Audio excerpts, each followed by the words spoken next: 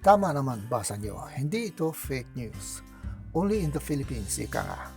Kaya mahirap maging nakakairitang pangit sa Pinas. Tuloy tayo. Meron tinatawag na Article 287 of the Revised Penal Code. Ano ang nakalagay dito? In the Philippines, we have this Unjust Vexation Law, which is described as a catch-all offense under Philippine law, often utilized when specific crimes cannot be easily categorized. Under Article 287 of the Revised Penal Code, unjust vexation is defined as any human conduct that causes annoyance, irritation, torment, distress, or disturbance to the mind of another person. So in short, no human contact is needed to justify this law. As long as you are irritated, annoyed, or distressed by the behavior of this person, you are justified to file a formal complaint against him or her, which incidentally carries a fine or imprisonment. For example, ikaw ay estudyante at araw-araw dumadaan ka sa isang kanto na doon nakatayo ang isang tagahanga mo. Nagkataon hindi mo gusto ang tabas ng kanyang mukha. Palagi kang binabati ng good morning. Sinasagot mo rin siya ng good morning po. Pero hindi ka nakatingin sa mukha niya dahil alam mo na. Minsan sinusubukan mong umiwas ng daan, pero kahit saan ka dumaan, nandun siya at bumabati ng good morning. Hanggang sa kinausap mo na siya at sinabihan na huwag na siyang bumati sa kanya. Hindi pa rin siya tumitigil. Dumating sa puntong naiirita ka na, nadi-distress. Ito ang ibig sabihin ng Unjust Vexation Law. Justification yan para masampa mo siya ng kaso. Kung malas-malas, kulong siya.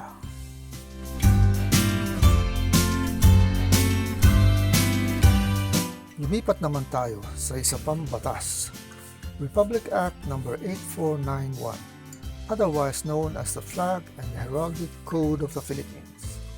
It states that reverence and respect shall at all times be accorded the flag, the anthem, and other national symbols which embody the national ideals and which express the principles of sovereignty and national solidarity.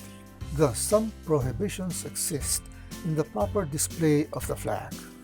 The following is prohibited: to wear the national flag in whole or in part as a costume or uniform, to print, paint, or attach representation of the national flag on handkerchiefs, napkins, cushions, and articles of merchandise.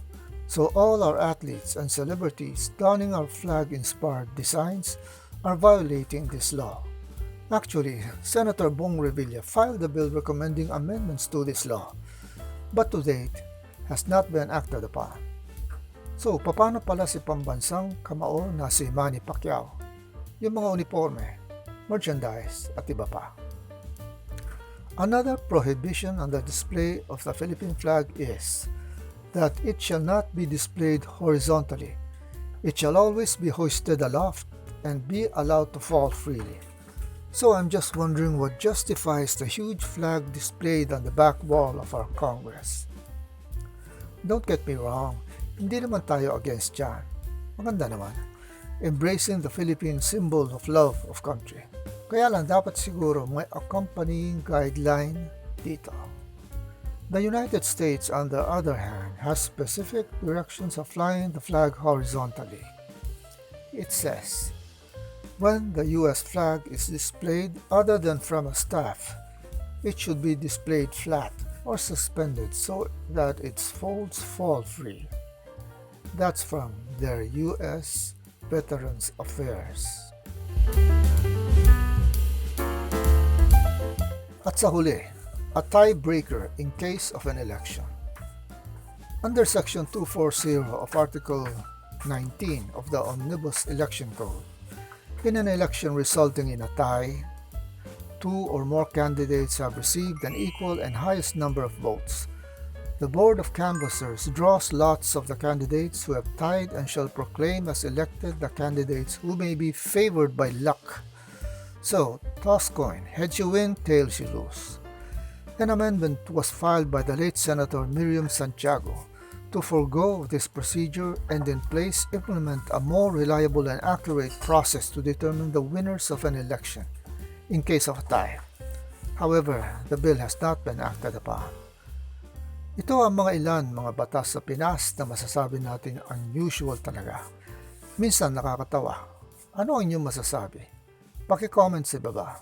So, till next time, thanks for watching. Take care and stay safe.